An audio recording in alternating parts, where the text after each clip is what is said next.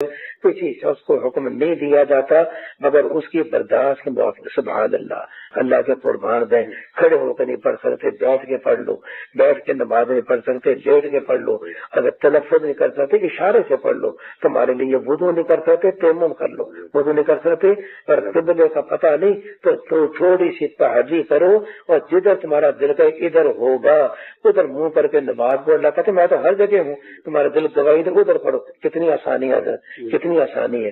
مولانا صاحب میں کرتے تھے کہ اور جتنی نیکیاں نظر آتی ہیں نا ان کی شرطیں اگر نہ پائی جائیں، شرطیں نہ پائی جائیں تو وہ نیکی ختم ہو گئی۔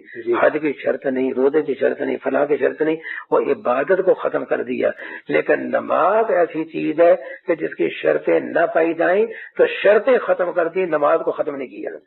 کتنا اہتمام ہوا نماز میں، اللہ تعالیٰ میں پکا نمازی کرے، اللہ تعالیٰ کسی کو بھی بے نمازی نہ کرے۔ آگے فرماتے ہیں